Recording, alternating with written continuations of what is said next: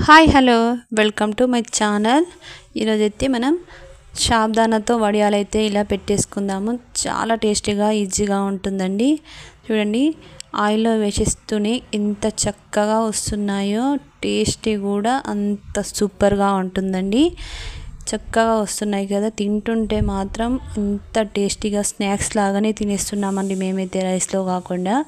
First అయితే ఇది half cup sabudana అయితే నేను 1 అవర్ ముందు నానబెట్టేశాను. నానబెట్టినాక తర్వాత అయితే హాఫ్ కప్ గ్లాస్కి 2.5 కప్ అయితే వాటర్ తీసుకోవాలండి. పక్కా క్వాంటిటీ ఎలా చేసుకోండి. తర్వాత అయితే ఇవి ఎలా ఉడికిందా లేదా చూసుకోవడానికి ఒకటైతే తీసుకొని ఇలా అనగానే అది ఉడికిందా లేదా అని మనకు తెలుస్తుంది. తర్వాత అయితే ఒక ఆలు ఉంటుంది కదా, దానిపైన పొట్టంతా తీసేసి మంచిగా కడుక్కున్న తర్వాత ఇలా రఫ్ చేసేసుకొని వేసుకోవాలండి. అంటే ఆలుతో కూడా దాని టేస్ట్ అన్నది ఇంకా సూపర్గా వస్తుందండి.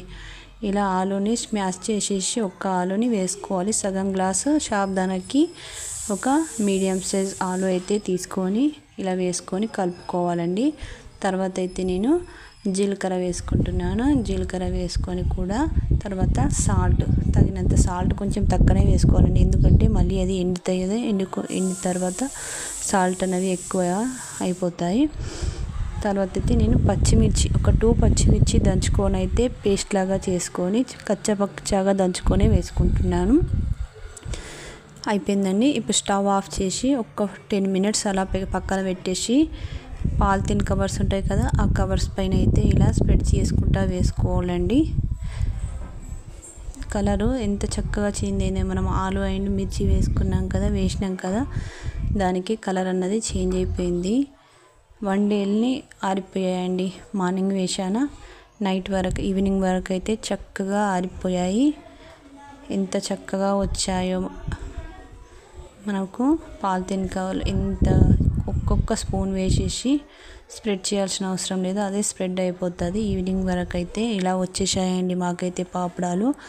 ఎంత చక్కగా వచ్చాయో. మా పిల్లలైతే చాలా ఇష్టంగా తింటున్నారండి. ఎంత బాగున్నాయో చూడండి.